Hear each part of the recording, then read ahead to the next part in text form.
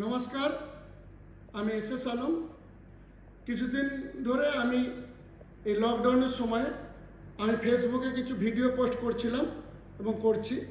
তাতে আমি দেখছি যে আপনারা আমার ভিডিওগুলি অনেকেই পছন্দ করছেন এবং অনেকে এটাকে দেখছেন। তো তাই এই লকডাউনের সময় আমি আপনাদের ভালোবাসার জন্যে এবং আপনাদেরকে এই সময়ে যদি কিছু দিতে পারি তার জন্য আমি ঠিক করেছি যে প্রত্যেক দিন একটি করে ভিডিও আমি তৈরি করব আলাদা আলাদা সাবজেক্টে, এবং সেই ভিডিওগুলি আমি ফেসবুকের মাধ্যমে পোস্ট করব। তাই আপনারা যে আমাকে এতটা পছন্দ করেছেন এবং আমার ভিডিওকে এত ভিউ দেখেছেন এবং শেয়ার করেছেন তার জন্য আপনাদেরকে অশেষ অশেষ ধন্যবাদ। এবারে এসে যায় আজকের সাবজেক্টে। আজকের সাবজেক্ট হলো যে মার্চ মাসে যারা স্থায়ী এবং অস্থায়ী কর্মচারী কিংবা গভর্নমেন্ট এবং পাবলিক সেক্টরে যারা কাজ করছিলেন তারা ম্যাক্সিমাম স্যালারি পেয়েছেন কিংবা পেয়ে যাচ্ছেন। আমারও কোম্পানিতে আমাদের স্থায়ী এবং অস্থায়ী যারা ছিল তাদেরকে আমি এই মাসের অবস্থা দেখে আমি তাদেরকে কালকেই ফান্ড ট্রান্সফার করে দিয়েছি এবং তাদেরকেও স্যালারি দিয়ে দিয়েছি। বাট আমার এই মেসেজটা আমাদের কোম্পানির মানে অরম গ্রুপ অফ কোম্পানির স্থায়ী অস্থায়ী কর্মচারী ছাড়াও এবং পাবলিক সেক্টরের প্রত্যেকটা কর্মচারী এবং সরকারি কর্মচারীকে এই ভিডিওটা মেসেজটা আমি দিতে চাইছি, তার জন্য আজকে এই ভিডিওটা বানাচ্ছি। আমরা সকলেই জানি যে করোনার প্রকোপ পুরো বিশ্বে দেখা দিয়েছে এবং WHO এটাকে একটি মহামারী বলে ঘোষিত করেছে। এবং বিগত দিনে দেখা গেছে যে যতবার মহামারী হয়েছে পৃথিবীতে সব মহামারী তার একটা শর্ট টাইম এবং লং টাইম ইম্প্যাক্ট দেখা দেয়। তো এই মহামারী আনুমানিক বলা যাচ্ছে 3 থেকে 6 মাস, এটাকে শর্ট টাইম মানে স্বাভাবিক হতে গেলে 3 থেকে 6 মাস টাইম লাগবে, এবং এটা লং টাইম ইম্প্যাক্ট মোটামুটি মনে করতে হবে 1 থেকে 2 বছর টাইম লাগবে। তো তাই যারা এই মাসে বেসরকারি সংস্থা যারা কাজ করতো, যারা চাকরি করে টাকা মাইনে পেয়ে গেছে, তারা কোনো আনন্দ না করে তাদের টাকাগুলোকে প্লিজ একটু সেভ করে নাও। তারা এখন এই টাকাটাকে প্লিজ খরচা করবে না, কারণ এই টাকাটা মনে রাখবে তোমাদেরকে দীর্ঘকাল হয়তো চালাতে হতে পারে। তোমরা মনে করো যেমন একটা উট, সে যেমন 6 মাসের জন্যে তার কুঞ্জুতে পানি ভরে মরুভূমিতে বেড়ায়, তেমনি তোমাদের জন্যে এই লাস্ট মাইনেটাই মনে করো ওই কাজ করে। যেমন কারণ তোমরা যদি মনে করো যে বিগত দিনে তোমরা যেরকম টাকা রোজগার করতে, যেভাবে খরচা করতে, সেই পথে যদি তোমরা এগাতে চাও তাহলে কিন্তু আগামী দিনে একটা ভয়ঙ্কর সমস্যার সম্মুখীন তোমরা হবে। এবং যারা সরকারি কর্মচারী আছে তাদেরকে আমি জানাই যে দাদারা, আপনাদের মাইনে তো বন্ধ হবে না, কিন্তু আপনাদের সমাজের প্রতি কিছু দায়িত্ব পড়ে যাবে। যখন দেশেতে দুর্ভিক্ষ আসবে এবং আপনার পাড়া প্রতিবেশী যখন খেতে পাবে না, আপনাদেরকে ওদের পাশে দাঁড়াতে হবে। তার জন্যে আপনারাও দৈনিক জীবনযাপন করার জন্যে যতটুকু খরচা করলে নয় ততটা আপনি খরচা করুন, বাকি টাকাটা আপনারা সেভিং করে রাখুন। এর কারণ আমি আপনাদেরকে জানাচ্ছি যে মনে করুন যে আপনার যে ইনকাম, সেই ইনকামটা ওর যে পাড়ার লোকের যেমন হয়নি, আপনারা হয়তো হচ্ছে না, এই ভেবে আপনারা পয়সাটাকে সেভিং করুন।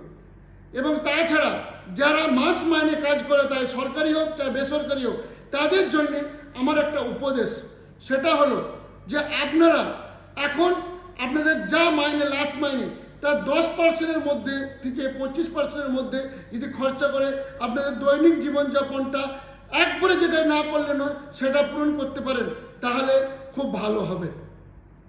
আমি আমার জীবনে কিছু রুলস ফলো করেছি, আপনাদেরকেও সেটাই আমি আজকে সেই সিক্রেট জিনিসটা আমি আপনাদেরকে জানাবো। আমার জীবনে আমি যখন 10,000 টাকা ইনকাম করতাম কিংবা যখন 5,000 টাকা ইনকাম করতাম, আমি এটাকে 4 ভাগ করতাম।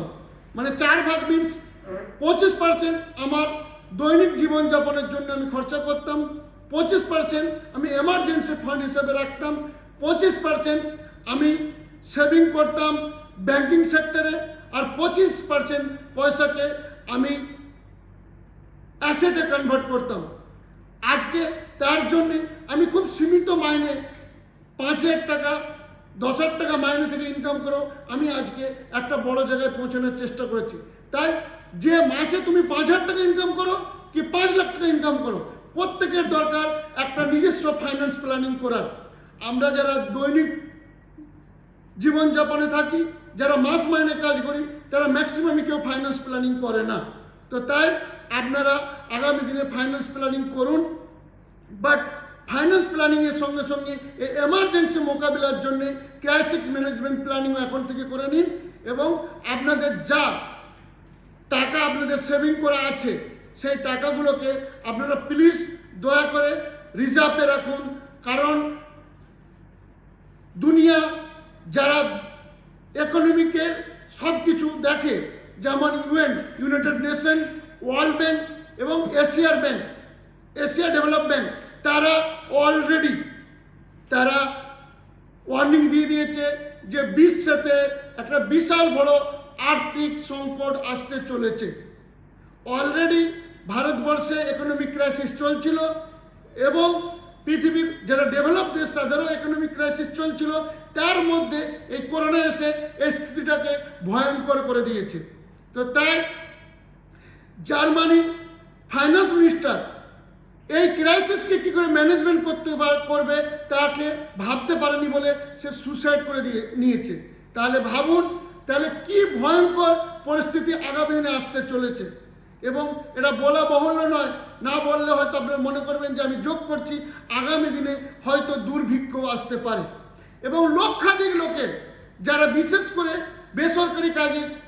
বেসরকারিতে সংস্থায় কাজ করে, লক্ষাধিক লোকের চাকরি যাবে এবং লক্ষাধিক কোম্পানি বন্ধ হয়ে যাবে।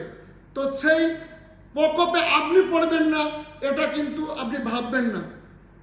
আমি নিজেও আমার পূর্ণ অভিজ্ঞতাকে আমি নিজের কাজে লাগিয়ে আমি আমার খরচা প্রচুর কমিয়ে দিয়েছি। এবং এই পরিস্থিতিতে আমি আমার গ্রামের রেশন দোকানে মাল পর্যন্ত আনতে গিয়েছিলাম, যাতে আমি রেশন দোকানের মাল দিয়ে আমার সংসার চালাতে পারি। কিন্তু আমার ব্যাড লাক যে আমার রেশন কার্ডগুলি আমার এক্সপায়ার হয়ে গেছে এবং নতুন যে ডিজিটাল কার্ড আসছে, নতুন ডিজিটাল কার্ড আমার কাছে নেই বলে আমি মাল পাইনি। তার মানে আপনিও ভাবুন যে আমি কতটা চিন্তিত। আপনারা আমার জায়গায় যদি থাকতেন তাহলে আপনারা হয়তো চিন্তিত হতেন না, কিন্তু আমি এই জন্য চিন্তিত কারণ আমি এখন দেখতে পাচ্ছি যে আগামী দিনে কী পরিস্থিতি আসতে চলেছে। এবং তার জন্যে আমার পিছনে আমার যারা সংস্থায় কাজ করে তাদেরও প্রতি আমার একটা কিছু দায়িত্ব আছে। তারা না খেয়ে মরবে এটা আমি হয়তো দেখতে পারবো না, তাদের কষ্ট আমি দেখতে পারবো না।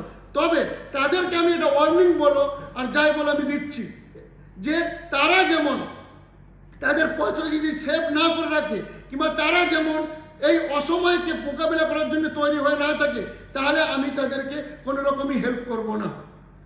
এবং আগামী দিনে আমার এলাকার প্রতি আমার হয়তো কিছু দায়িত্ব থাকতে পারে। ঘাটাল মহকুমা, দাসপুর থানারও প্রচুর কষ্ট হবে, কারণ এই ঘাটাল মহকুমা দাসপুর থানায় বেশিরভাগ লোক পুরো এরিয়াটাই চলে সোনার লাইনের উপরে। তাই সোনার লাইনের অবস্থা আগামী দিনে খুব খারাপ হতে চলেছে, এটা আমি এখন দেখতে পাচ্ছি। তাই প্রত্যেকটা স্বর্ণকারকে এবং ঘাটাল মহকুমার প্রত্যেকটা লোককে বলছি যে আপনারা আগামী দিনের জন্য ইমিডিয়েট তৈরি হয়ে যান। কারণ সোনার লাইনের কাজের অবস্থা স্বাভাবিক হতে কতদিন টাইম লাগবে সেটা আমিও জানি না।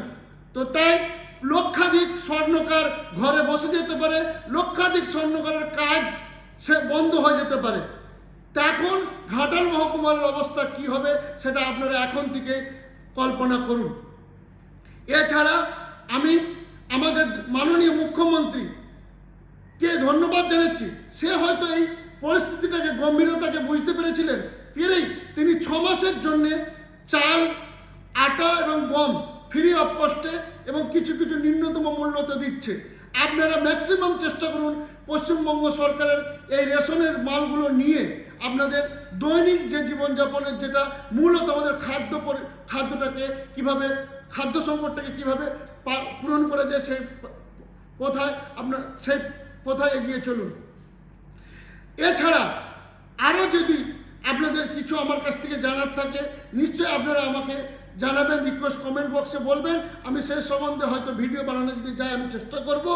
এছাড়া আমি সকলের কাছে এটা জানাচ্ছি যে আমি যেটা বললাম এটা স্রেফ অনুমান, তবুও আমি ভগবানের কাছে প্রার্থনা করছি, ঈশ্বরের কাছে প্রার্থনা করছি, আল্লাহর কাছে প্রার্থনা করছি, গডের কাছে প্রার্থনা করছি, এই বিশ্বের যে মহামারী, এই মহামারীটা যত তাড়াতাড়ি শেষ হয়ে যায় এবং আমরা সকলে যেমন স্বাভাবিক জীবনযাপনে এসে যাই এবং আমাদের সকলের যেমন মঙ্গল হয়, সকলে যেমন ভালো সুস্থ জীবনযাপন করি, এর জন্যে আমি ডেলি প্রার্থনা করছি। আপনারা প্রার্থনা করুন। ধন্যবাদ।